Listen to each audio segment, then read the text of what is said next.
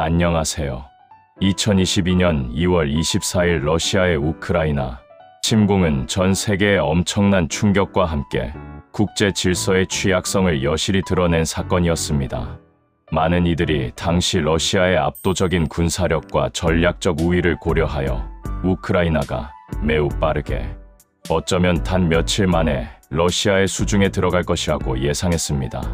그러나 우크라이나 국민들은 전례 없는 결속력과 강력한 저항 의지를 보여주며 예상과 달리 침략군에 맞서 용감하게 싸워 자신들의 땅을 굳건히 지켜내고 있습니다. 이러한 우크라이나의 예상치 못한 성공적인 방어는 단순히 한 국가의 전쟁 결과에 그치지 않고 국제사회 전반에 걸쳐 지정학적, 군사적, 심리적으로 지대한 영향을 미쳤습니다. 특히 아시아 지역에서는 중국의 타이완 침공 가능성에 대한 논의가 더욱 심화되고 그 양상이 복잡해지는 계기가 되었습니다. 많은 국제 정세 분석가들과 군사 전문가들은 만약 우크라이나가 러시아에 의해 조기에 점령당했더라면 이는 중국에게 타이완 침공을 감행할 수 있다는 잘못된 신호를 줄 수 있었을 것이라고 한 목소리로 지적합니다. 그들은 우크라이나의 신속한 함락이 중국의 군사적 결단에 긍정적인 영향을 미쳐 타이완에 대한 군사적 압박을 강화하거나 실제 침공을 가속화했을 것이라고 예상했습니다. 하지만 우크라이나의 예상 밖의 선전과 저항은 중국 지도부에게 타이완 침공이 결코 쉽지 않은 길이라는 점을 다시 한번 각인시키는 결과를 가져왔습니다. 이는 중국이 타이완 침공에 대한 전략과 시기를 재고하게 만들었으며 현재까지 타이완 침공이 현실화되지 않은 주요하고 결정적인 이유 중 하나로 꼽힙니다. 그렇다면 만약 이러한 우크라이나의 저항에도 불구하고 중국이 실제로 타이완을 공격한다면 어떤 상황이 벌어지게 될까요?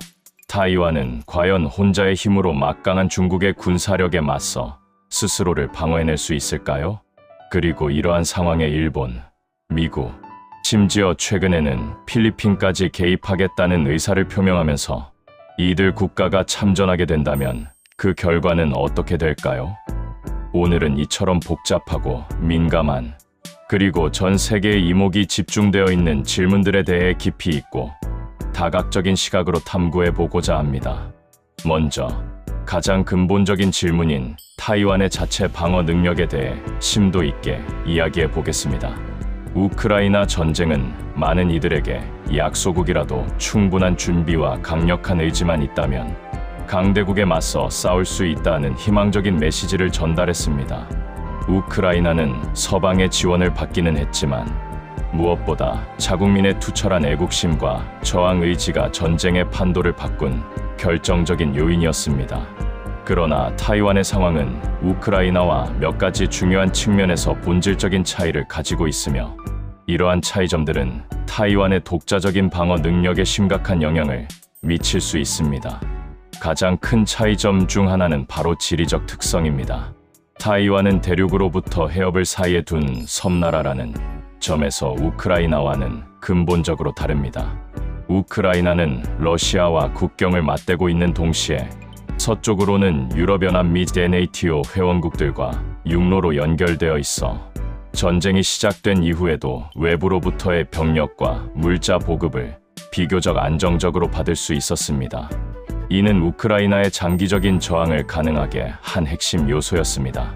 반면 타이완은 중국의 해상 및 공중 봉쇄에 직면할 경우 외부 세계로부터 완전히 고립될 위험이 매우 큽니다. 중국은 이미 타이완 주변 해역에서 대규모 군사훈련을 통해 섬 전체를 봉쇄하는 시나리오를 여러 차례 시뮬레이션했습니다. 만약 이러한 봉쇄가 현실화된다면 전쟁 중 필수적인 군수품, 식량, 의약품 등 전략 물자의 보급이 사실상 불가능해질 것입니다. 따라서 타이완은 전쟁이 시작되기 전에 모든 필요한 물자와 병력을 완벽하게 비축하고 장기적인 전투를 위한 자급자족 시스템을 구축해야만 합니다. 이는 우크라이나가 전쟁 발발 후 보급을 통해 역량을 강화할 수 있었던 것과는 매우 대조적인 상황입니다. 미군의 한 연구 보고서에 따르면 타이완군은 중국 인민해방군 PLA에 맞서 극렬하게 저항할 것으로 예상되지만 전쟁 초기의 중국의 압도적인 화력과 수적 우위에 의해 심각한 타격을 입고 훼손될 것으로 분석됩니다.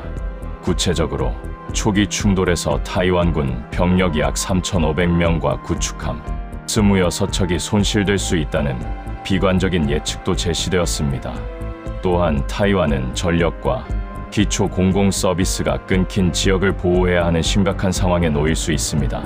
중국은 타이완 침공 시 참수 작전과 동시에 타이완 해협에 대한 전면적인 봉쇄 훈련을 먼저 시행하여 타이완 본섬의 천연가스 고갈을 유도할 것으로 분석됩니다.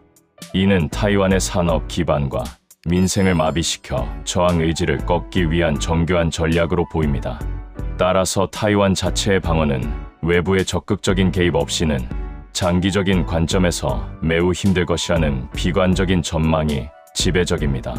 타이완의 군사력은 현대화되었고 비대칭 전력에 많은 투자를 하고 있지만 중국의 엄청난 물량 공세와 첨단 전력에 맞서 독자적으로 승리하기는 현실적으로 불가능에 가깝습니다. 결국 타이완의 생존은 국제사회의 신속하고 단호한 개입에 달려 있다고 해도 과언이 아닙니다. 다음으로 일본이 타이완 방어에 참여한다면 어떤 결과가 나올지 심층적으로 살펴보겠습니다. 미국의 대표적인 싱크탱크인 전략국제문제연구소 CSIS의 워게임 시뮬레이션 결과에 따르면 일본은 타이완 방어에 있어서 핵심적인 연결고리인 치핀이자 최전선 방어의 중추로서 매우 중요한 역할을 할 것으로 분석됩니다. 미국이 중국의 침공을 효과적으로 저지하기 위해서는 일본에 주둔하고 있는 주일, 미군 기지들을 자유롭게 사용하고 이들을 작전의 전진 기지로 활용하는 것이 필수적입니다.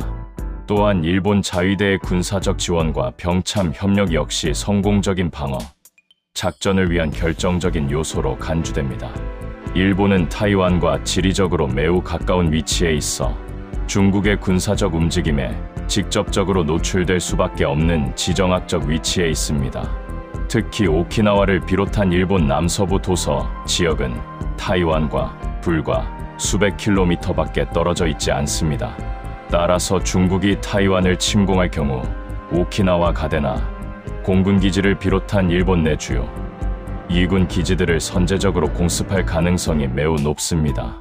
이는 일본이 동맹국의 기지 제공을 통해 간접적으로 전쟁에 휘말리는 것을 넘어 직접적인 군사적 피해와 자국 영토에 대한 공격을 감수해야 함을 의미합니다. GSIS 시뮬레이션에서는 일본 역시 타이완 침공 시나리오에서 상당한 규모의 손실을 입을 것으로 예상했습니다. 구체적으로 현지에 주둔한 미군이 중국군의 공격을 받으면서 일본의 전투기 약 100대와 군함 약 26척이 손실될 수 있다는 예측이 나왔습니다. 이는 중국이 일본 내 미군 기지를 공격할 경우 일본의 공군력과 해군력이 크게 약화될 수 있음을 보여줍니다. 일부 시나리오에서는 중국이 일본보다 더 적은 수의 전투기 손실을 입을 수도 있다는 분석도 있었습니다. 일본 자위대는 현대적이고 강력한 군사력을 보유하고 있으며 특히 해상자위대는 아시아 최고 수준으로 평가받습니다. 하지만 중국과의 전면전에서는 막대한 희생과 인적, 물적 손실을 각오해야 할 것입니다. 그럼에도 불구하고 일본의 참전은 타이완 방어 작전에 있어서 매우 결정적인 역할을 할 것입니다. 일본의 군사력은 물론 전략적으로 중요한 위치에 있는 미군 기지 제공, 그리고 대규모 병참 지원 능력은 타이완의 생존 가능성을 크게 높이는 데 기여할 것입니다. 일본 해상자위대의 대잠수함 작전 능력과 대함, 미사일 능력은 중국 해군의 타이완 봉쇄 시도를 저지하는데 핵심적인 역할을 할 수 있습니다. 또한 일본의 경제력과 기술력은 장기적인 전쟁 수행 능력에 큰 보탬이 될 것입니다. 그러나 이러한 적극적인 개입은 일본에게도 막대한 경제적 부담과 심각한 인적 손실을 가져올 것이며 동아시아 안보 질서 전체에 예측 불가능한 엄청난 파장을 불러올 것입니다. 일본 헌법 구조에 명시된 평화주의의 원칙에도 불구하고 영내 안보 상황의 변화는 일본의 안보 정책을 근본적으로 제고하게 만들고 있습니다. 결국 일본의 참전은 타이완 방어의 성공 가능성을 높이지만 그 대가로 일본 사회와 경제 전체가 감당하기 어려운 수준의 희생을 요구할 것입니다. 이제 국제사회의 최강대국인 미국이 타이완을 돕기 위해 참전한다면 어떤 결과가 나올지 더욱 심층적으로 분석해 봅시다.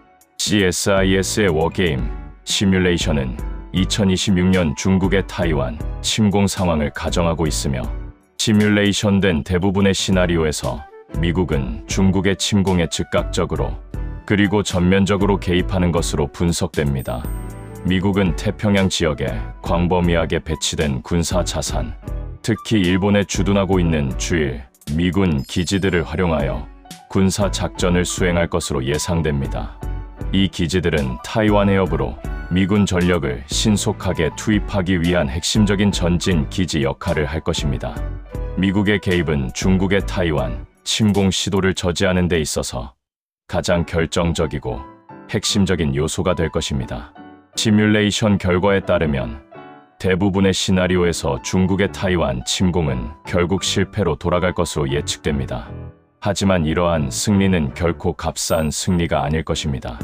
미국은 중국과의 전면적인 군사적 충돌로 인해 1945년 제2차 세계대전 이후 경험해보지 못했던 규모의 파괴와 막대한 손실을 겪을 것이며 천문학적인 비용을 치러야 할 것으로 예측됩니다.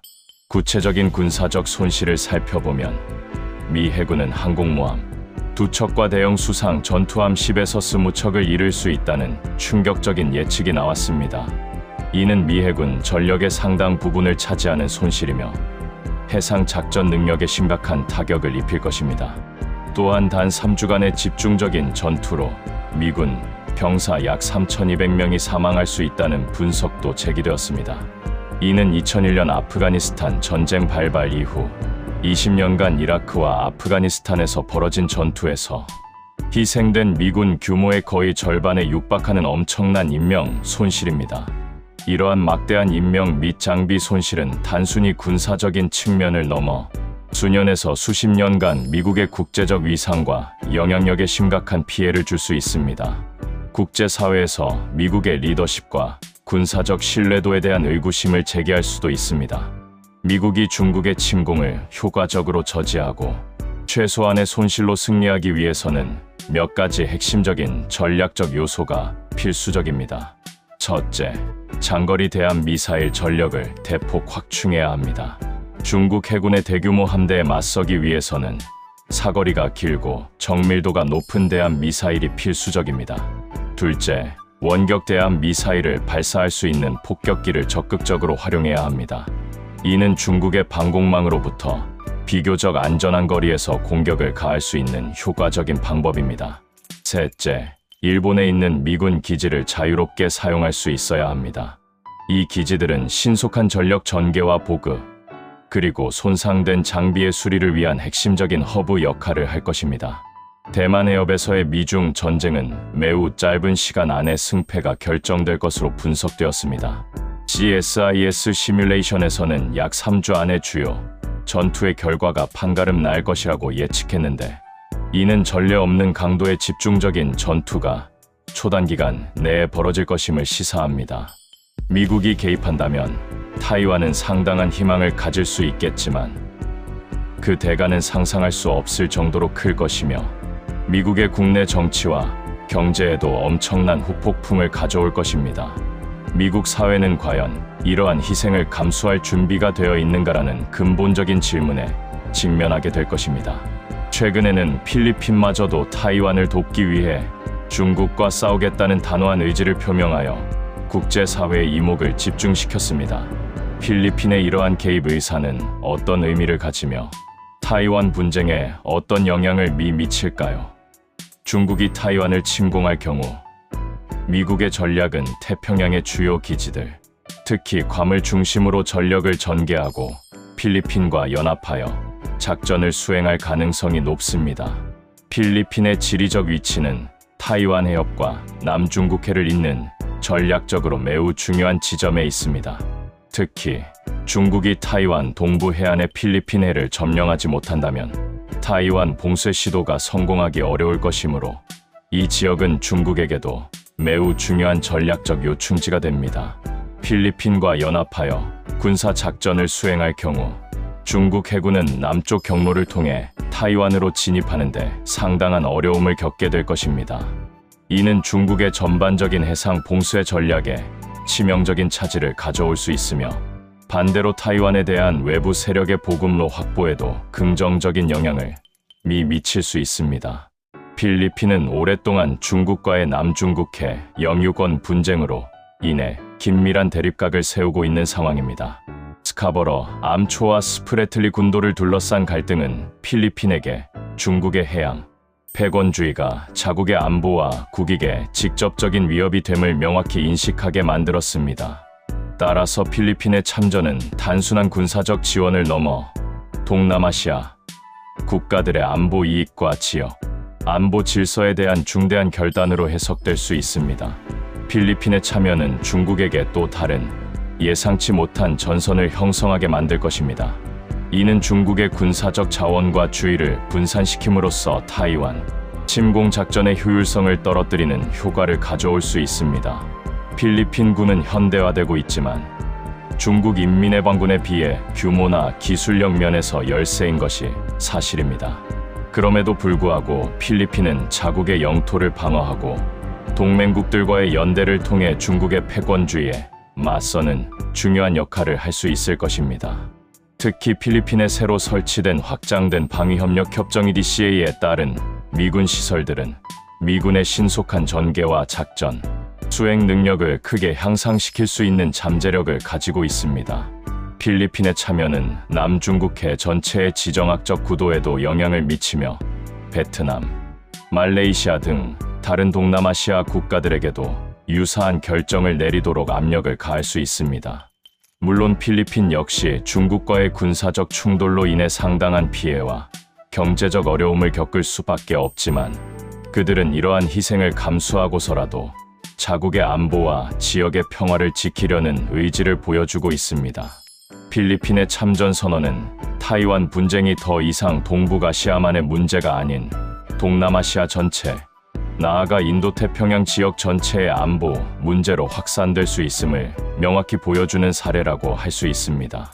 이 모든 복합적인 상황과 시뮬레이션 결과를 종합해보면 2026년 중국의 타이완 침공 시나리오는 단순히 중국과 타이완 두 국가만의 문제가 아닌 미국, 일본, 필리핀 등 다수의 영내외 강대국들이 직간접적으로 개입하는 대규모 국제 분쟁으로 확대될 가능성이 매우 높습니다. 특히 미국과 일본은 주일 미군 기지를 통한 군사 작전 수행, 그리고 해상 및 공중 전력을 동원하여 타이완 방어의 핵심 축을 담당할 것으로 예상됩니다.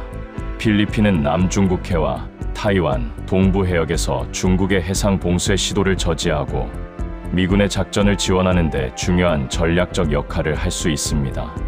이러한 다국적 연합군의 적극적인 개입이 이루어진다면 대부분의 CSIS 시뮬레이션 시나리오에서 중국의 타이완 침공은 결국 실패로 돌아갈 것으로 예측됩니다. 하지만 이 승리는 결코 쉽고 값싼 승리가 아닐 것입니다. 중국 또한 막대한 대가를 치르게 될 것입니다. 중국 해군은 침공 과정에서 괴멸적인 타격을 입을 것이며 상륙 부대의 핵심 전력이 망가질 것입니다. 수만 명의 중국군 병력이 전쟁 포로가 되거나 사망할 수 있습니다. 구체적으로는 병력 피해 약 1만여 명, 전투기 약 155기, 주요 함정 약 138척이 손실될 것으로 예측됩니다. 이는 중국 군사력에 치명적인 타격을 입히고 향후 수십 년간 중국의 군사적 재건을 어렵게 만들 것입니다. 그러나 승리하는 측인 연합군 역시 막대한 대가를 치러야 합니다. 미국은 승리하더라도 오랜 고통과 경제적 손실, 그리고 국제적 위상의 일시적 하락을 겪을 것입니다.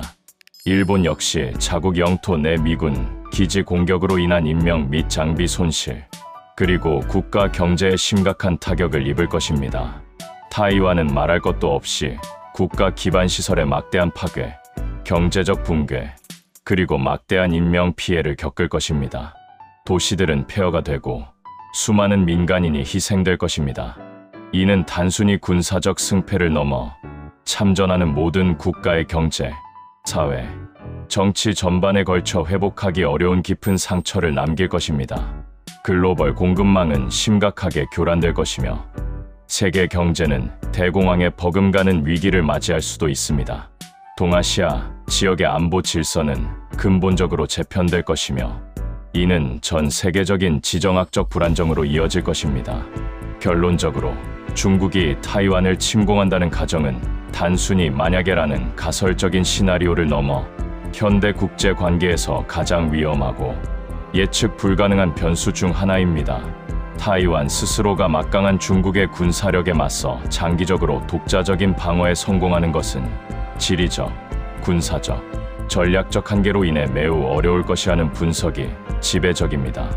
그러나 일본, 미국, 필리핀 등 주변국들과 국제사회의 주요 강대국들이 타이완 방어를 위해 적극적으로 개입한다면 타이완의 생존 가능성은 크게 높아질 것입니다. 이러한 국제적인 연대는 중국의 침공 의지를 꺾고 전쟁의 양상을 변화시키는 데 결정적인 역할을 할 수 있습니다. 하지만 동시에 우리는 이러한 승리가 결코 가볍지 않은 대가를 수반한다는 사실을 직시해야 합니다. 이러한 개입은 참전하는 모든 국가에게 전례 없는 규모의 희생과 막대한 손실을 요구할 것입니다. 인명피해, 장비 손실, 경제적 부담, 그리고 장기적인 사회적 후유증은 감당하기 어려운 수준이 될 수 있습니다. 2022년 러시아 우크라이나 전쟁은 우리에게 중요한 교훈을 주었습니다. 침략 전쟁은 결국 침략자에게도 막대한 대가를 치르게 할 뿐만 아니라 그 주변국과 국제사회 전체에 막대한 피해와 고통을 안겨준다는 점입니다. 무력에 의한 현상 변경 시도는 결국 모두에게 비극을 초래할 뿐임을 우리는 역사를 통해 수없이 경험했습니다. 따라서 무력을 통한 문제 해결보다는 외교와 대화를 통한 평화적인 해결책을 모색하는 것이 그 어떤 군사적 승리보다 중요하고 현명한 길임을 다시 한번 강조하고 싶습니다. 타이완 해협의 평화와 안정은 동아시아뿐만 아니라 전 세계의 번영과 직결되어 있습니다. 모두가 지혜를 모아 이 복잡한 문제를 평화롭게 관리해 나갈 수 있기를 바랍니다. 도움이 되셨나요? 도움이 되셨다면 구독과 좋아요 부탁드립니다. 시청해 주셔서 대단히 감사합니다.